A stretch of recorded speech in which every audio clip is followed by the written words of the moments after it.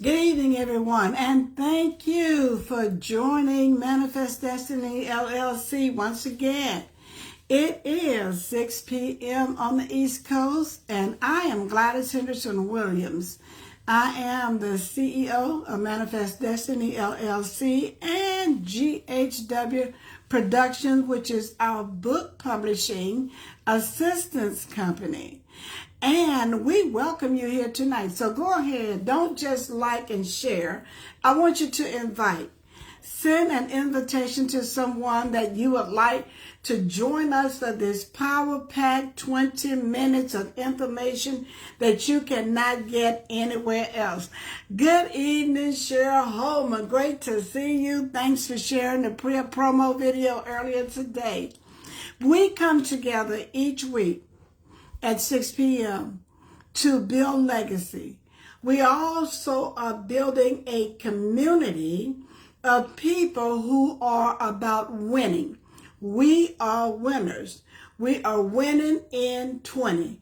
Not just winning in 20, but we are winning for the century. So we'll be talking about winning in 20 until the calendar changes to 2030. So join me. Get on in. We're going to give you a couple of seconds to come on in because I know several of you, your notifications are kicking on and you're trying to grab whatever you're doing and jump on in. Each month, we kick off a series that we create and talk about for the entire month. This month is about writing. We are going to take you all the way through, not just writing a book, but about publishing your blogs, about writing. It's even hard to write an article on Facebook. I want to start right there because I want us to take some time to even look at how often we write something to post on Instagram, to post on Facebook, and how many times you go back and read it before you actually hit post. We are all writers. We are writers. I want you to drop that in the chat. I'm a writer. Drop it in the chat. I am a writer. Yes, I am a writer. I write my posts that I put on Facebook. I'm a writer. I'm blogging. I write my blog. I go over it how many times before I say it is ready to go. So I don't care if you are writing an article for Facebook, you're writing an article for Instagram. You may be a ghostwriter for someone's resume, their book, their fiction book, their nonfiction book.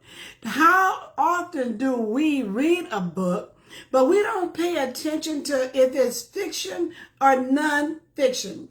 You see, if we know the difference between fiction and nonfiction, fiction, we would think that the word fiction by itself would be something true, but it's just the opposite. Fiction is having a great imagination. Having a great imagination and communicating that imagination in the form of words. We can have an imagination and we can sit and we can write and write and write. And by the time you finish writing, you start believing it too. But it was in your imagination. That is fiction. Now, when we say nonfiction, the three letters before you say fiction lends itself none. We think of that as not. But a nonfiction refers to facts. When I first started writing, I had to be a student to understand what am I writing from my imagination. Hey, Audra, great to see you. Missed you yesterday.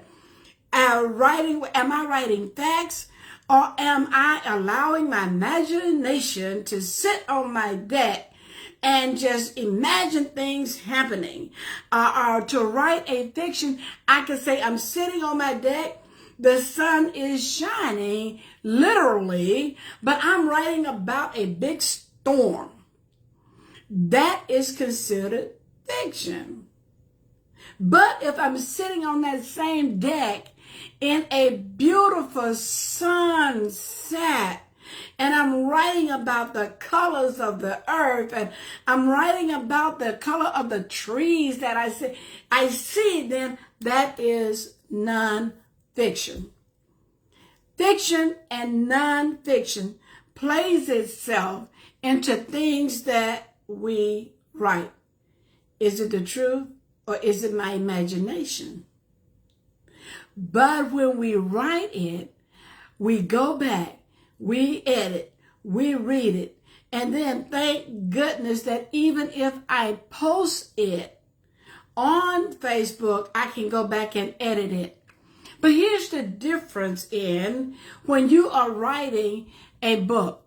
When you are writing a book, I always say it is hard to write if you are OCD. It is hard to write if you are a perfectionist. So you see here, we are perfectly imperfect.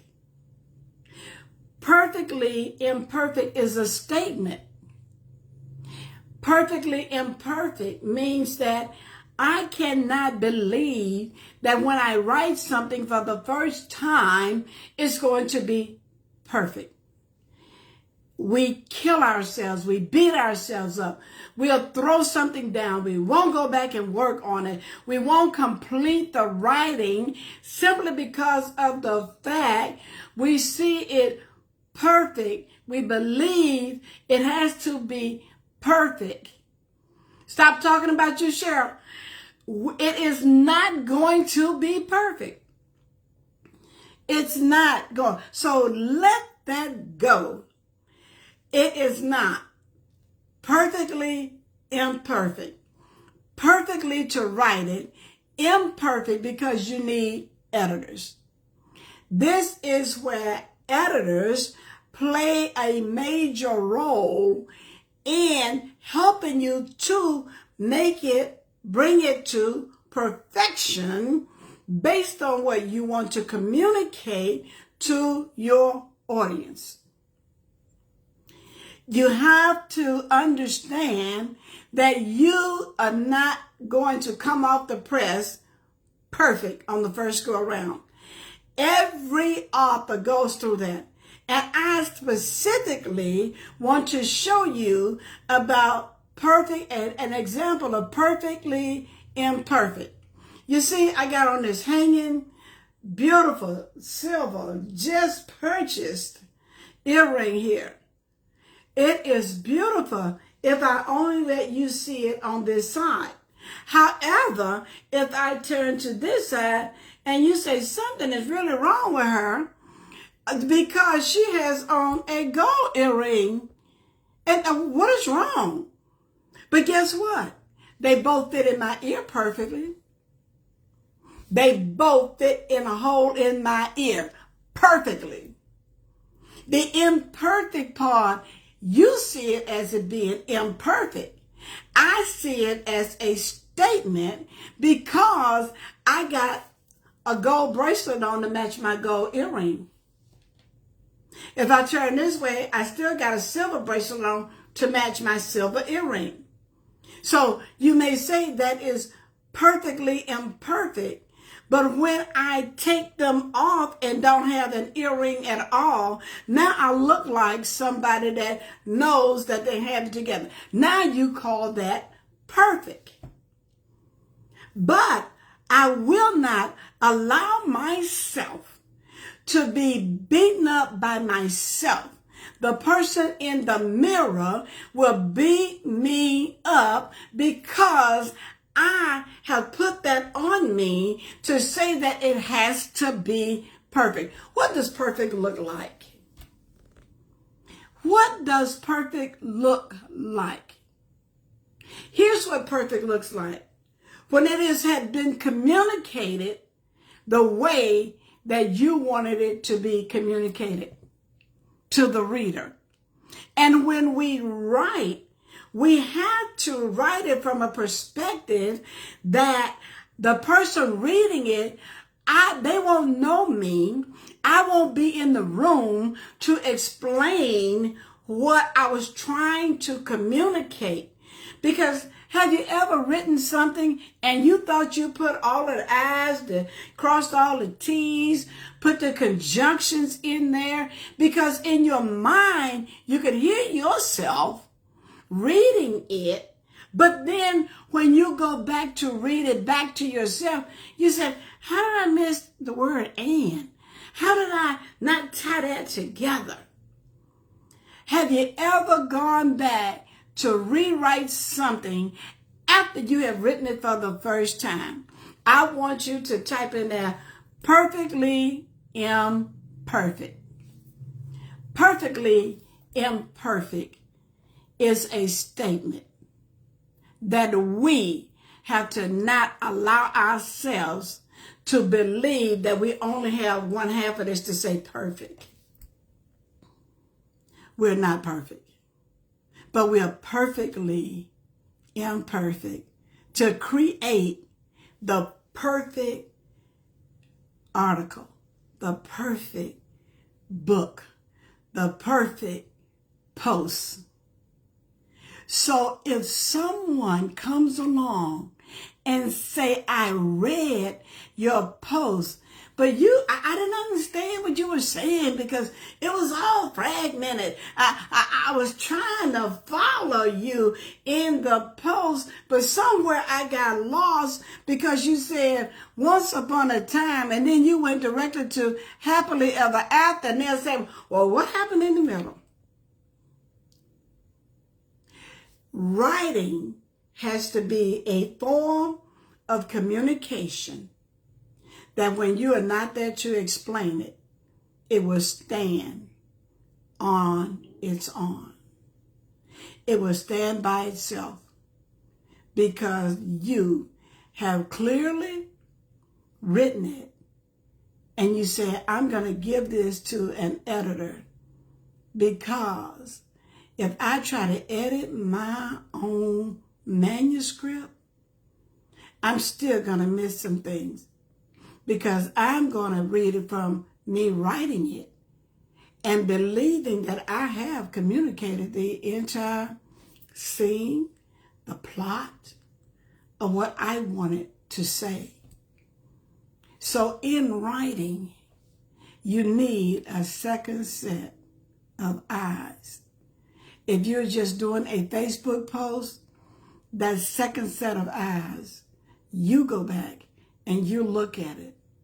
And even after you have posted the post that you thought was going to get 10,000 likes, cares and loves and hearts, and you go back and you look at it and you go, I could have said that a different way.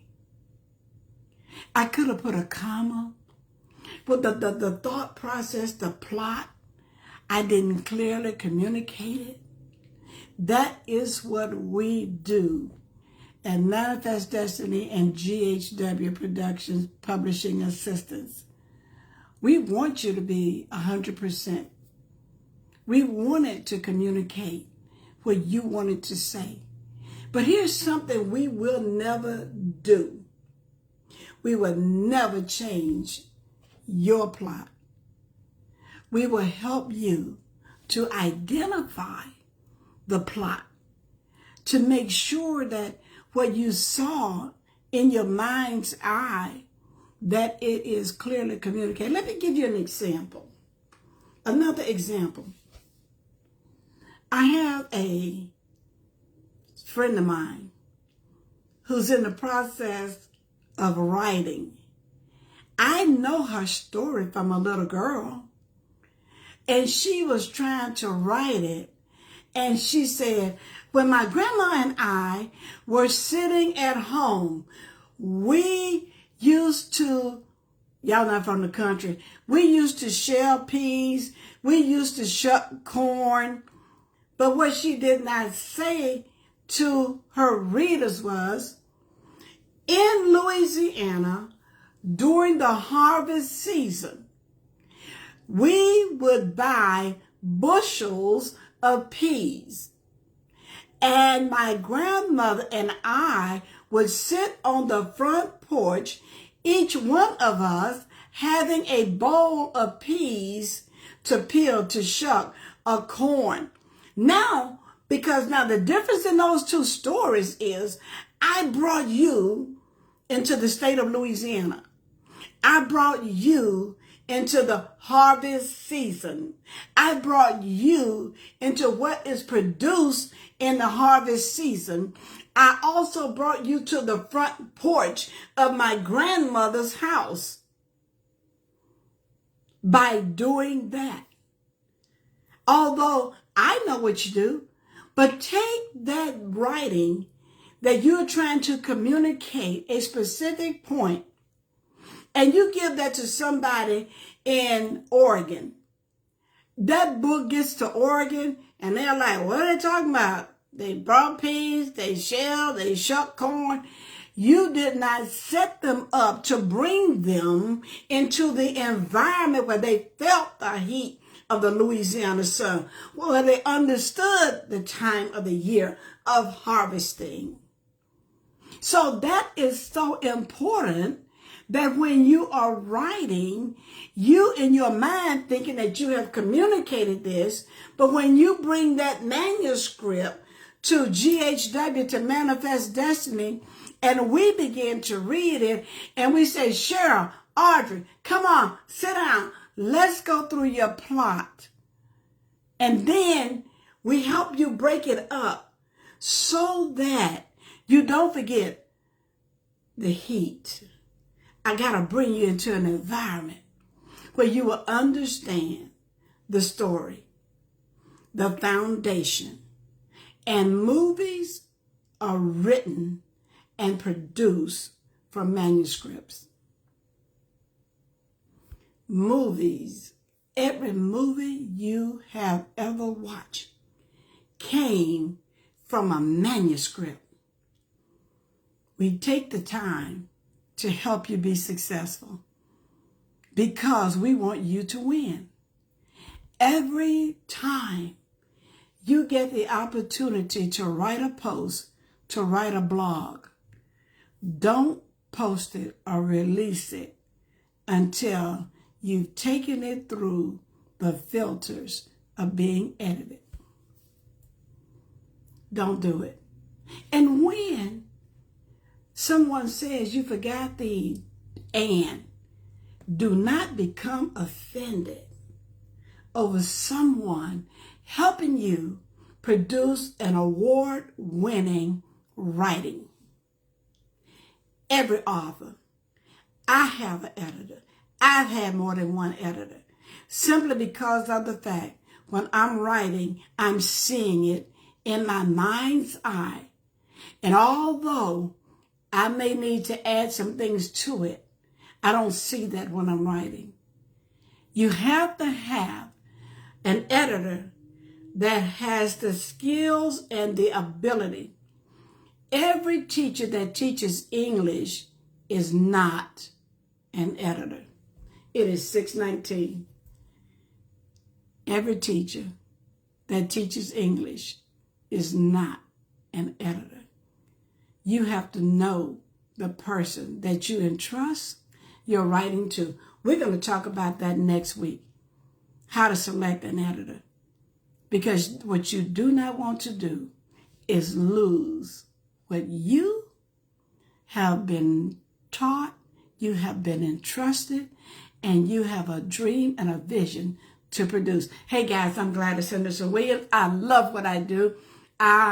If you heard anything that has helped you, drop it. Go to our Facebook page and drop a comment, because we are here to bring life to what you want to see in print. Take care. Talk to y'all soon. If you're watching this on the replay, type the word replay. We'll be back next week. We got some more great nuggets. Keep these notes. Go back, write them down, because we're going to build on this for the entire month of August. I'm Gladys Henderson Williams. I'm the CEO of Manifest Destiny LLC and GHW Production, book publishing assistant. Let's get you published. Talk to you next week. Have a great day.